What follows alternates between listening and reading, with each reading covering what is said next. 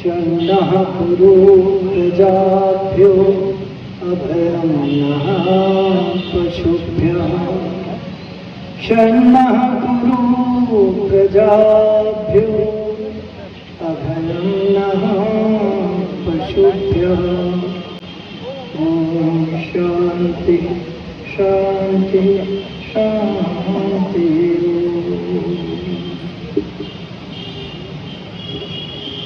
आदरणीय आर्य समाज के बहुत ही दिग्गज प्रभावशाली वक्ता हमारे डॉक्टर ज्वलंत कुमार शास्त्री जी, आदरणीय हमारी यज्ञ की ब्रह्मा विदुषी बहन आचार्य धारणा जी, आदरणीय आर्य समाज के महोपदेशक आचार्य विद्वान उदयवीर शास्त्री जी, अभी से क्रांतिकारी भजन सुन रहे थे आदरणीय विजय सिंह जी, आदरणीय आर्य समाज के यशस्वी प्रधान मंत्री जी, कोषाध्यक्ष जी, सभी आर्य समाज के कर्मठ कार्यकर्ता, पूजा के योग्य मातृशक्ति, नौजवान साथियों, बुजुर्गों, भजन के माध्यम से आप बहुत सुंदर विचार सुन रहे थे।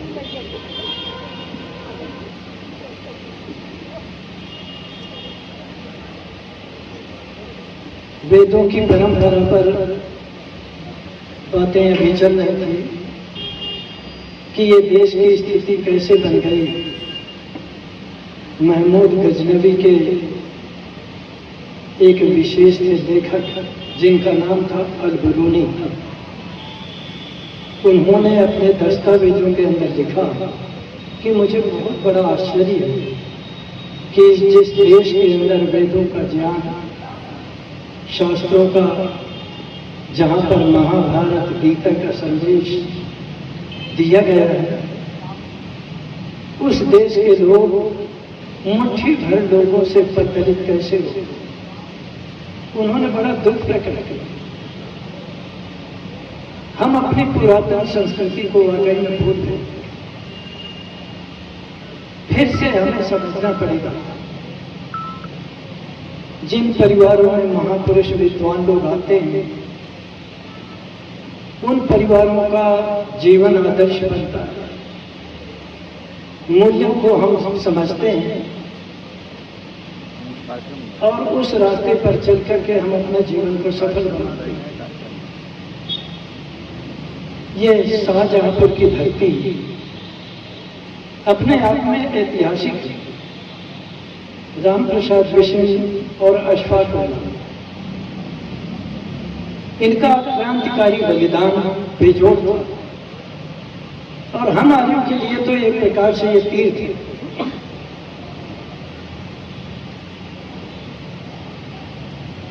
अशफाक उल्लाह से राम प्रसाद बिस्मिल ने कहा, परंतु वो किसी प्रकार से ढीले नहीं थे। अशफाक उल्लाह ने कहा,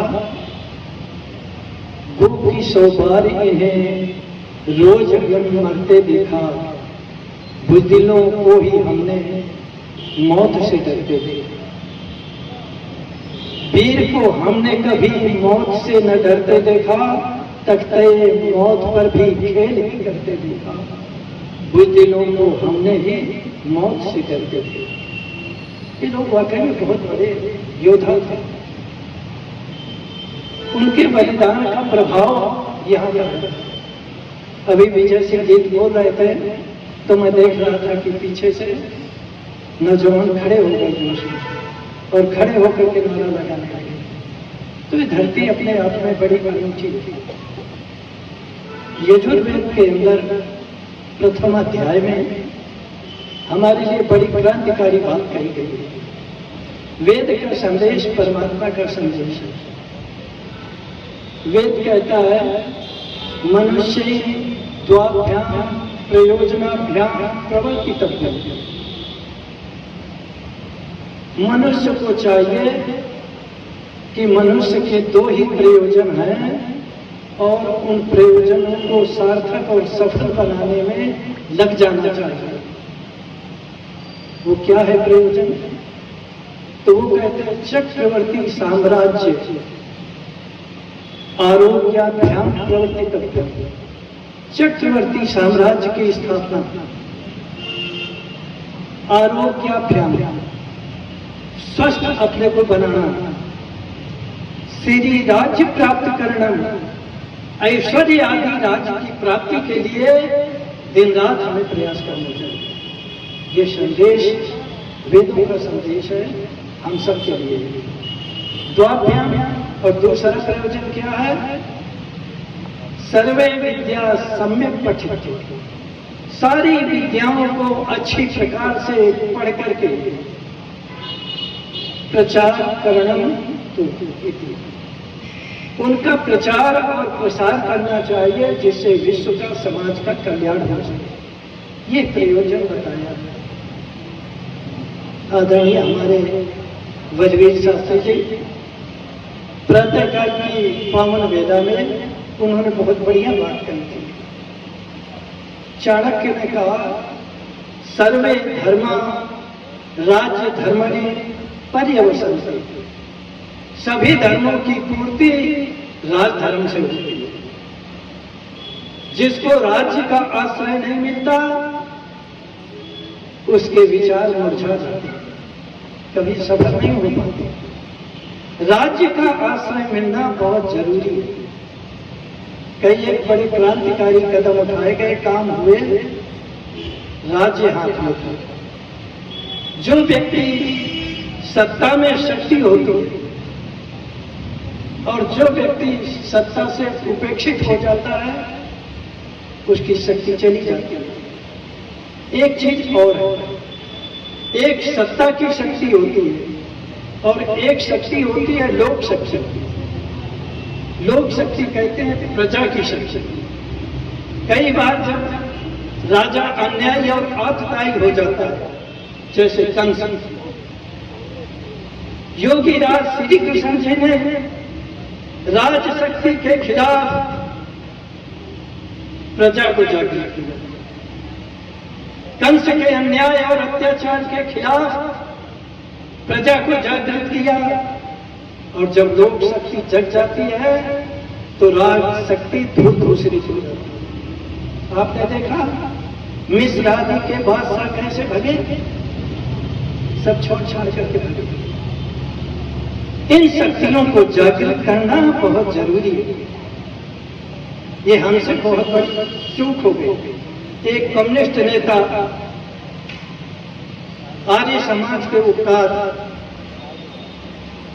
वीरों का जो बलिदान था, मरते विश्व रोशन लाहड़ी अष्टार अत्याचार से, इनके रुधिर से पैदा होंगे सैकड़ों। कहते हैं इनके जो बलिदान है वो व्यर्थ नहीं जाएगा। बलिदान से ही प्रेरणा मिलती है। जिसने मरना सीख लिया है फूलों का उपहार उसी को। जिसने मरना सीख लिया है फूलों का उपहार उसी को। जो कांटों के पथ पर आया फूलों का उपहार उसी को। आज हम क्यों राम प्रसाद बिस्मिल को याद कर रहे हैं? अश्वात्था रोशन और लाहिड़ी को क्यों याद कर रहे हैं? ये कांटों के पथ पर आए, अपने परिवार के लिए नहीं, घर के लिए नहीं। उनकी सोच बहुत बड़ी थी, विश्व स्तर पर। सत्याग्रह को पढ़ करके वो मैदान में आए थे। तो कहते हैं जो कांटों के पथ पर आया फूलों का उपहार उसी को। जिसने रिमझिम साथ सजाए तलवारों के झनझन स्वर पर। जिसने विप्लव गीत सुनाए गोलियों के रिमझिम बरसन पर। जगती का है प्यार उसी को, फूलों का उपहार उसी को। इन वीरों का बहादुरों का मार्ग बड़ा कंटका के बड़ी बाधाओं से युक्त था। उनके बलिदान के वजह से आज हम स्वतंत्र देश में सांस ले रहे हैं। लोक शक्ति को जगाना, राज शक्ति के साथ साथ में परिवर्तन की राजनीति करना, अन्याय के खिलाफ आवाज लगाना, यही काम तो करना है। ये आर्य समाज के वार्षिक उत्सव सम्मेलन के करने का यही प्रयोजन है कि लोक शक्ति जागृत हो, अपने मूल्य और आदर्शों को हम समझें। थोड़ा भी यदि हम लोग राम प्रसाद बिस्मिल के बलिदान से, महर्षि स्वामी दयानंद जी सरस्वती जी की प्रेरणा से यदि ऋषि के आदर्शों पर चलने का प्रयास किया और उनके मूल्यों को हमने अपनाया जीवन में, ये बहुत बड़ी उपलब्धि है। परमात्मा ऐसी हमको शक्ति दे कि हम अपना सकें। ये देश बहुत गौरवशाली देश है। वतन की फिक्र करना था, वतन की फिक्र करना था, मुसीबत आने वाली न समझोगे तो मिट जाओगे। तुम्हारी दास्ता तक न होगी दास्ता होगी। तो हमें जागृत रहना, हमें सावधान रहना। इस देश में पैदा होने वाले ऋषि मुनियों ने, वीर बहादुरों ने जो आवाज लगाई,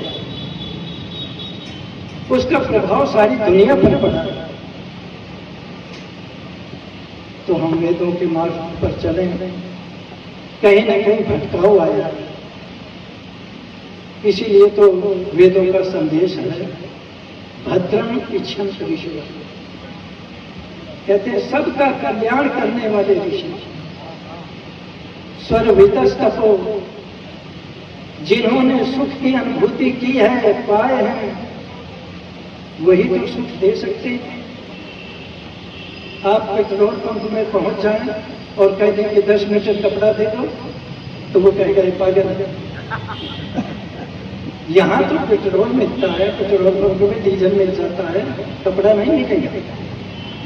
तो जो चीज जहां मिलेगी, तो भद्रम इच्छन्त ऋषयः, अर्थात सबका कल्याण करने वाले ऋषि उन्होंने किया है।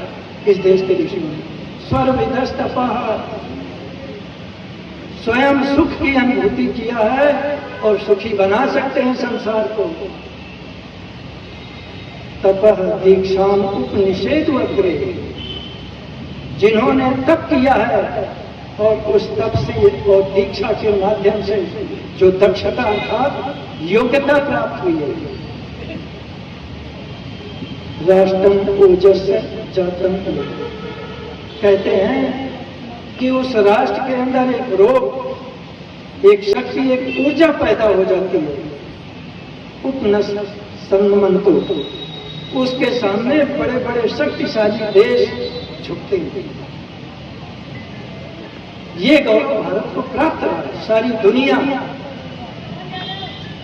इस देश के आगे झुकी है।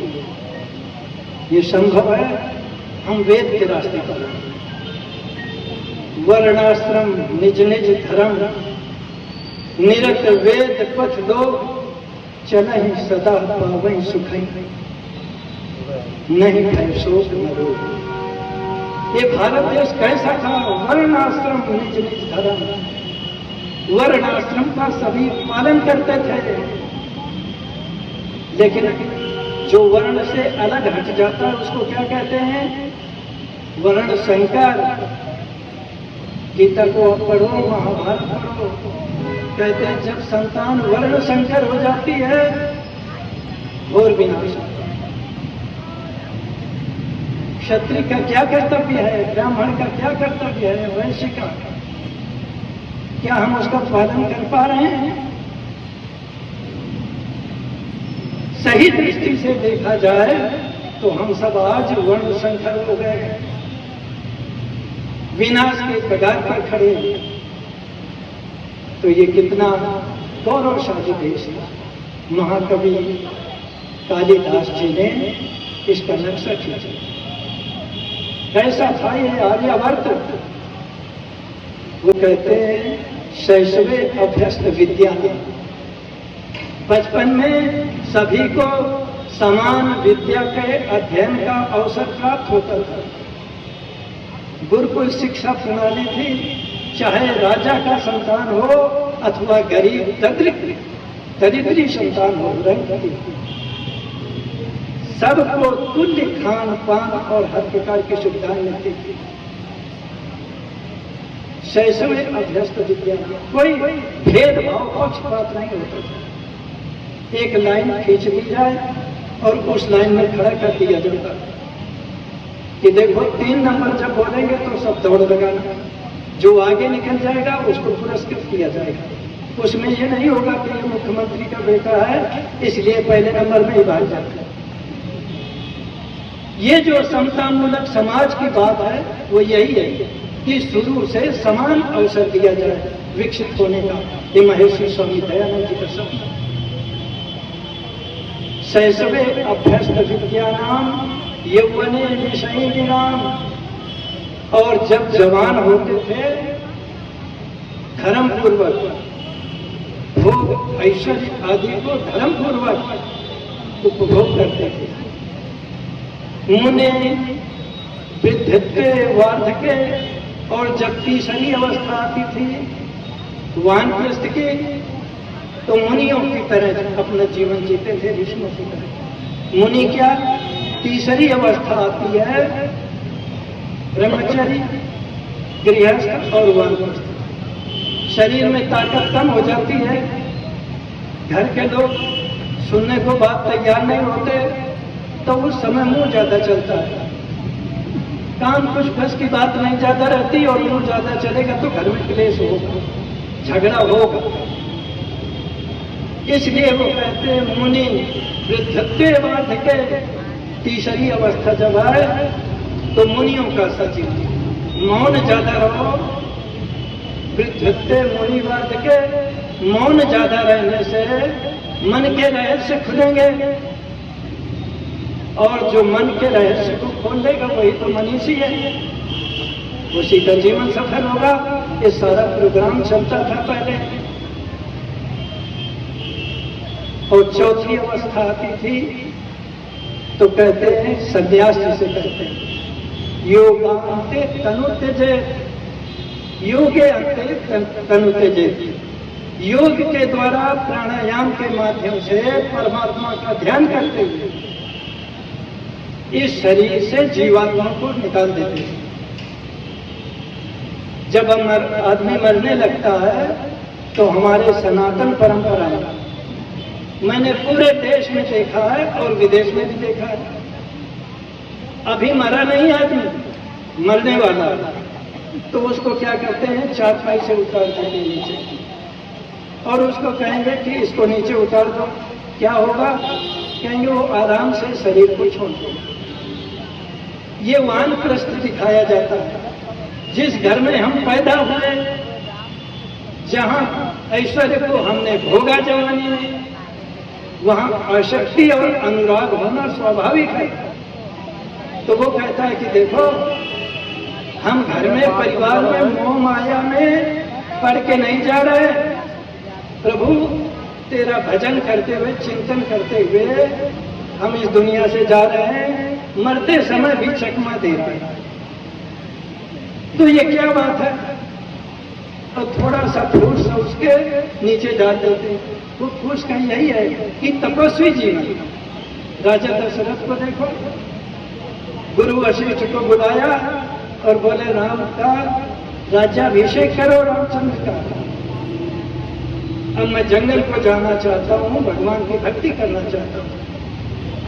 ये प्रोग्राम सारे देश में चलता था और जीवन बढ़िया आदर्श बन जाता था। तो इस प्रकार से हमारा जीवन आदर्श बने, पवित्र बने, ऊर्जावान बने। एक एक बात वेद की बहुत रहस्य बन जाती, उपयोगी बात है। इसीलिए तो सारी दुनिया के लोग हमारे देश से सरकते थे। फ्रांस के एक बहुत बड़े विचारक हुए हैं, उन्होंने लिखा कि देखो सारी दुनिया में हमको अंधकार नजर आता है। वो कहते हैं कि पूरब में से प्रकाश की किरण आ रही है, लेकिन दुर्भाग्य ये है कि जहां से प्रकाश की किरण है वो भी लोग अंधकार की तरफ दौड़ लगा रहे हैं, पश्चिम की तरफ।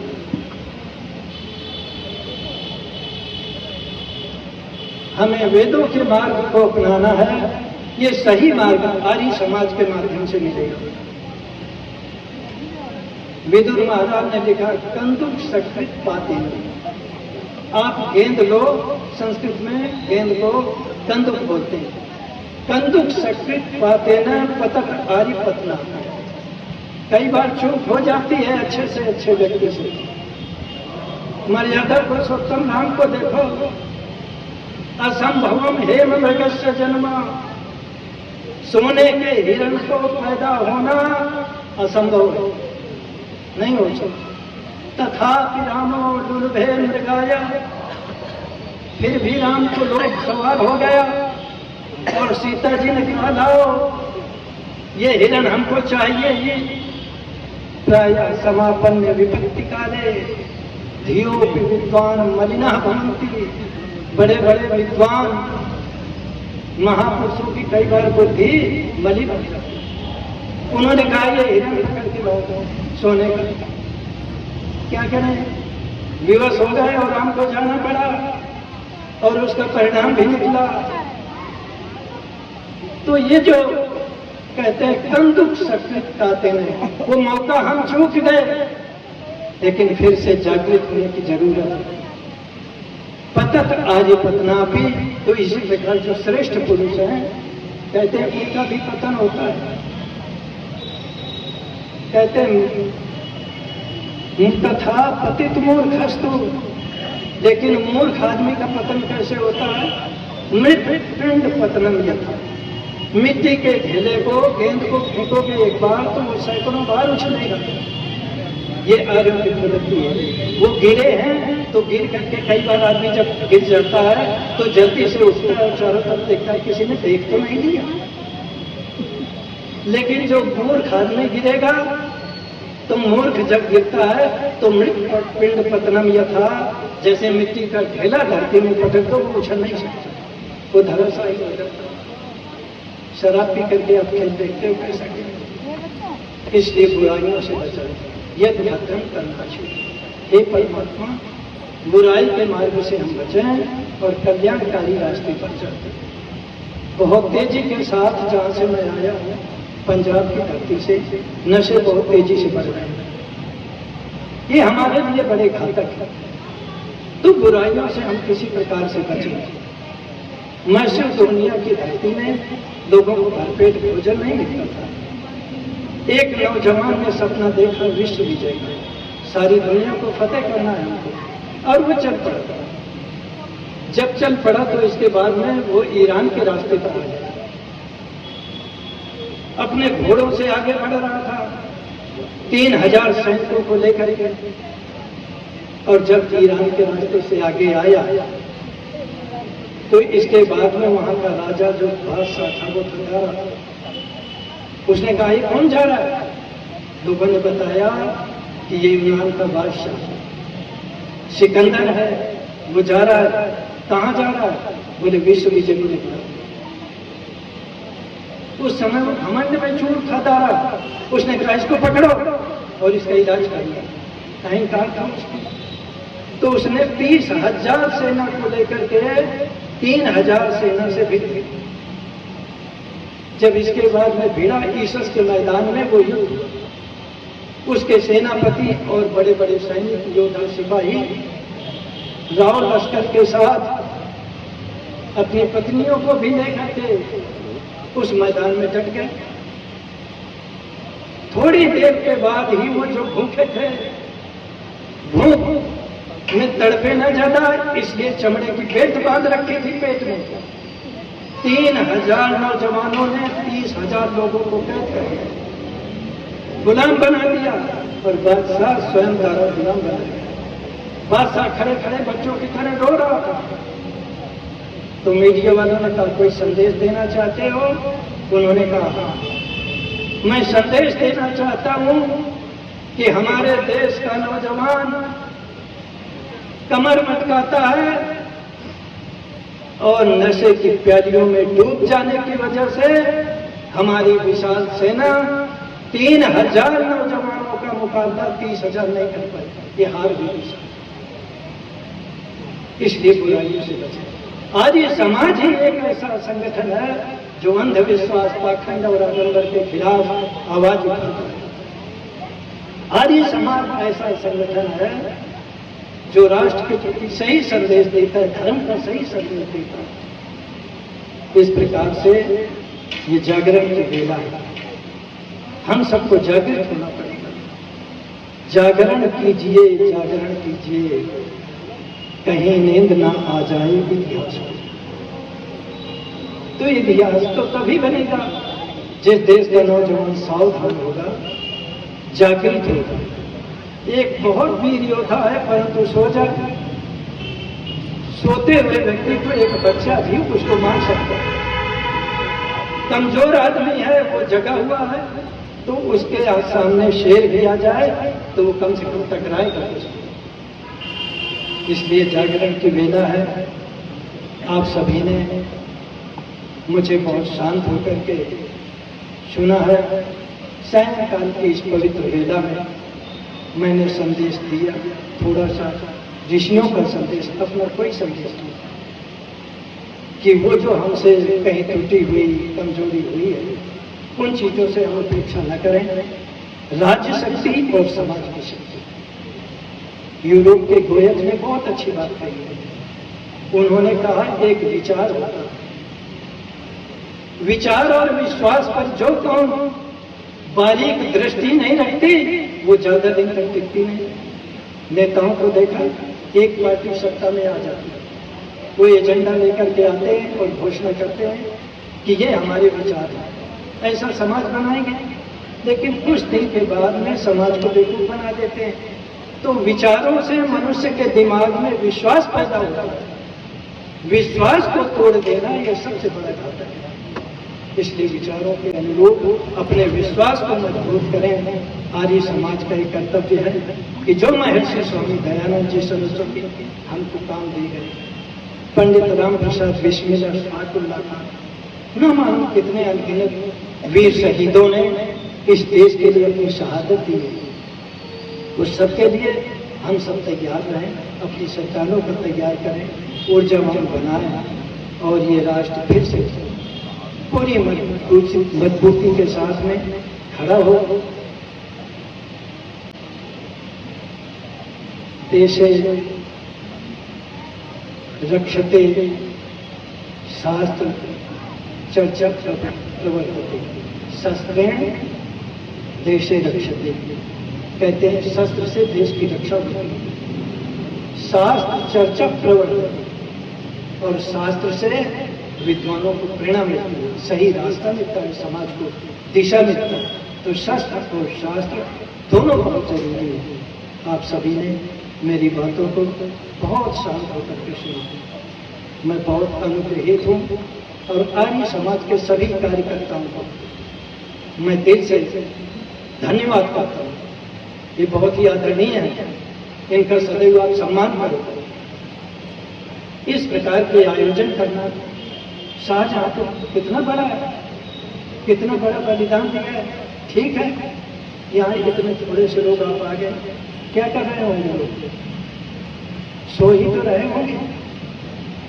हम ये नहीं कह सकते कि देखो शाहजहांपुर के कार्यक्रम में मैं गया था और वहाँ की आर्य समाज में इतने कुत्ते नहीं आए तो मुझे दुख है, इतनी बिल्ली नहीं आई वहाँ सोने, इतने घोड़े गधे नहीं आए तो इसलिए दुख है।